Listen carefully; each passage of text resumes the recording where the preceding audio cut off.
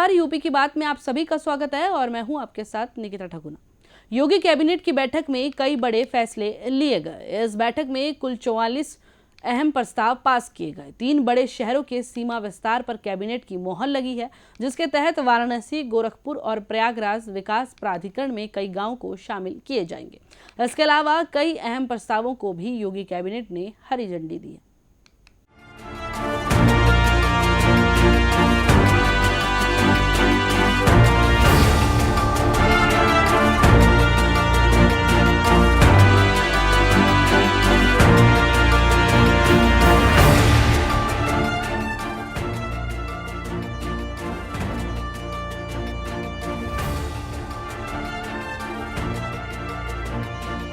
मुख्यमंत्री योगी आदित्यनाथ की अध्यक्षता में हुई कैबिनेट की बैठक में पर्यटन विभाग के 7 प्रस्ताव पास हुए। बैठक के बाद कैबिनेट मीटिंग के बारे में जानकारी देते हुए कैबिनेट मंत्री जयवीर सिंह ने बताया कि अयोध्या में टाटा समूह CSR फंड से करीब 750 करोड़ की लागत से मंदिर संग्रहालय बनेगा। पर्यटन विभाग 90 साल के लिए लीज पर मुफ्त में जमीन देगी। सरकार राही पर्यटक गृह अमेठी, खुर्जा, देवा, शरीफ हर गांव को PPP मोड पर देगी। राही पर्यटक आवास शामली, हरगांव, सोरो, पटना पक्षी विहार, एटा को भी PPP मोड पर दिया जाएगा। लखनऊ, प्रयागराज, कपिलवस्तु में PPP मोड पर हेलीपोर्ट बनेगा। रमाबाई अंबेडकर मैदान के सामने हेलीपोर्ट बनेगा। पर्यटन क्षेत्र के विकास के लिए मुख्यमंत्री फेलोशिप योजना शुरू करने के प्रस्ताव पर भी कैबिनेट ने मुहर लगाई है। कुल 7 प्रस्ताव माननीय मंत्रिपरिषद से स्वीकृत हुए हैं। उनमें से एक अयोध्या में, जैसा कि हम सब जानते हैं, व्यापक रूप से देश और विदेश के श्रद्धालुओं और पर्यटकों की आवक, वहाँ के मंदिर के लोकार्पण के कार्यक्रम के बाद जबरदस्त तरीके से बढ़ोतरी हुई है। और वहाँ पे जो भी हमारे श्रद्धालु आते हैं वो इस समय एक तो श्री राम जन्मभूमि परिसर में, कनक भवन में, हनुमान गढ़ी के साथ साथ पुराने इस तरह के धार्मिक स्थलों पर ही उनके लिए एक दर्शन करने की व्यवस्था रहती है, उसी के प्रति आकर्षण रहता है।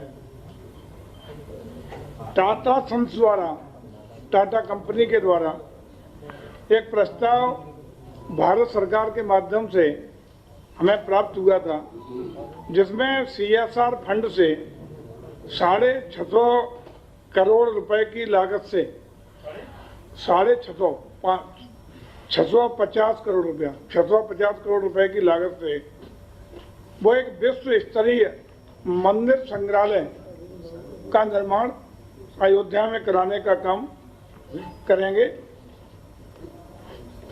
650 के साथ साथ ये आधारभूत इंफ्रास्ट्रक्चर डेवलपमेंट में 650 करोड़ और साइट के डेवलपमेंट में 100 करोड़, कुल मिला के 750 करोड़ रुपए का इनका CSR फंड से भारतीय मंदिर संग्रहालय के निर्माण का प्रस्ताव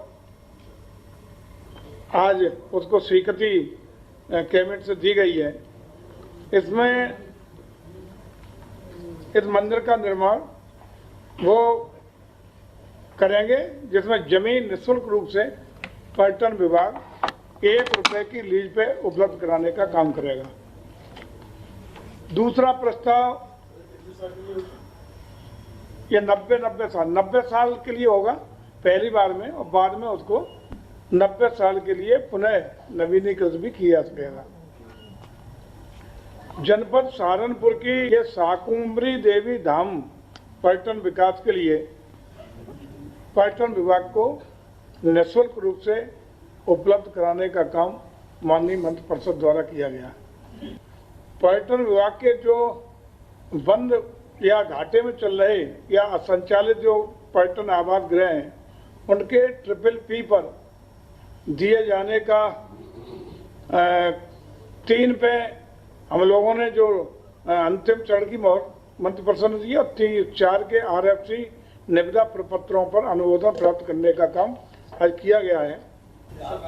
ये पर्यटन विभाग के राही पर्यटक आवास गृह मुंशीगंज, अमेठी, राही पर्यटक आवास गृह खुर्जा बुलंदशहर, राही पर्यटक आवास गृह देवा शरीफ बाराबंकी व राही पर्यटक आवास गृह हरगांव सीतापुर को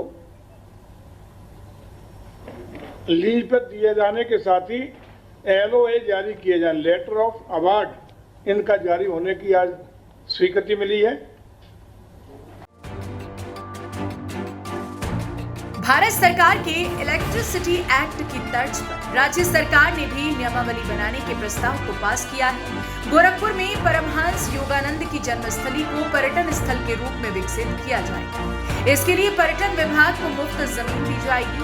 वहीं नगर विकास के प्रस्तावों में नगर निगम की धारा 1959 के आधार को नगर पालिका और नगर परिषद में भी इनकैक्ट करने के साथ नियमावली बनाई जाने। अयोध्या कैंट एरिया में 351.40 करोड़ से सीवेज योजना बनाई गई।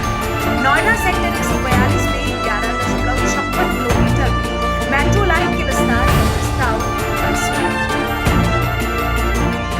विद्युत निरीक्षक, आपने शब्द सुना होगा, विद्युत सुरक्षा निदेशालय जो हमारा है, उसमें नियमावली बनाने का विषय था। भारत सरकार ने इलेक्ट्रिसिटी एक्ट 2003 पास किया हुआ है, विद्युत अधिनियम।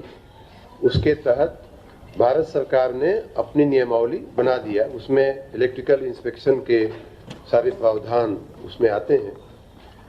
उसी के क्रम में राज्य सरकार को भी उसकी नियमावली बनाना अपेक्षित था।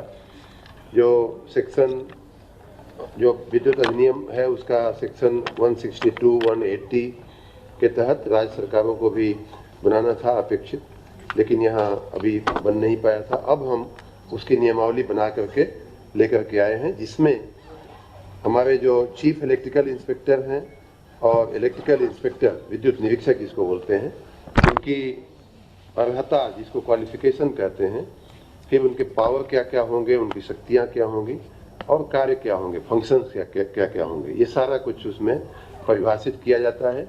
इस नियमावली को आज राज्य मंत्रिमंडल ने मंजूर किया है कि हमारा जो संपत्ति कर है वो हमारे नगर निगमों में, नगर पालिकाओं में, नगर पंचायतों में जो संपत्ति कर का जो व्यवस्थापन होता है वो नगर निगमों में नगर निगम अधिनियम 1959 की धारा 172 में ऑलरेडी प्रावधान किया हुआ है।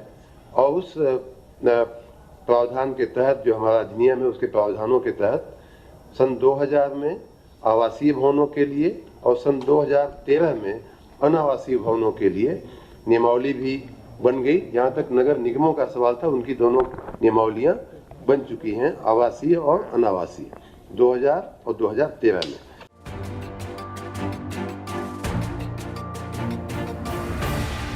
इसके अलावा यूपी के 3 शहरों वाराणसी, बरेली, मुरादाबाद विकास प्राधिकरण के सीमा विस्तार का प्रस्ताव पास हुआ।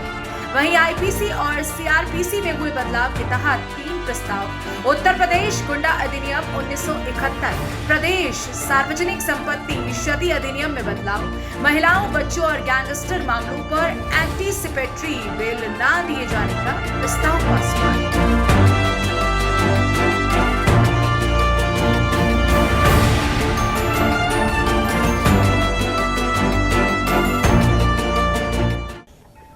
तीन प्राधिकरणों का सीमा विस्तार हुआ है। वाराणसी विकास प्राधिकरण का, उसमें 215 राजस्व गांव सम्मिलित किए गए हैं। इसमें वाराणसी में तहसील राजा तालाब के 94 राजस्व गांव, तहसील पिंडरा के 30 राजस्व गांव, तहसील सदर के 18 राजस्व गांव, जनपद चंदौली की तहसील सकलडीहा के 2 राजस्व गांव, तहसील पंडित दीनदयाल उपाध्याय नगर के 54 राजस्व गांव तथा जनपद मिर्जापुर की तहसील चुनार के 17 राजस्व गांव, अर्थात कुल 215 राजस्व गांव को वाराणसी विकास प्राधिकरण में सम्मिलित किए जाने पर आज मंत्रिपरिषद के द्वारा अनुमोदन दे दिया गया। इसके अलावा बरेली विकास प्राधिकरण में भी 35 राजस्व गांव शामिल हुए हैं। ये हैं तहसील सदर के 5 राजस्व गांव, तहसील आंवला के 14 राजस्व गांव, तहसील फरीदपुर के 16 राजस्व गांव, अर्थात कुल 35 राजस्व गांव को बरेली विकास प्राधिकरण में शामिल करने के लिए मंत्रिपरिषद के द्वारा अनुमोदन प्रदान कर दिया गया। जी, मुरादाबाद विकास प्राधिकरण 71 राजस्व गांव को उसमें ऐड किया गया। मुरादाबाद विकास प्राधिकरण में उचितपूर्ण है। तहसील काट के 18 राजस्व गांव, तहसील मुरादाबाद के 34 राजस्व गांव, तहसील संबल के 3 राजस्व गांव, तहसील अमरोहा के 16 राजस्व गांव, कुल 71 राजस्व गांव को मुरादाबाद विकास प्राधिकरण के विकास क्षेत्र में सम्मिलित किया गया। उत्तर प्रदेश कैबिनेट की बैठक में प्रदेश के विकास के लिए कई अहम प्रस्तावों को हरी झंडी दे दी गई है। योगी कैबिनेट के वरिष्ठ मंत्रियों ने प्रेस कॉन्फ्रेंस कर इसकी विस्तार से जानकारी दी है। इन प्रस्तावों में अलग अलग विभागों के कुल 44 प्रस्ताव शामिल हैं। फिलहाल इस खबर में इतना ही। आप देखते रहिए यूपी की बात।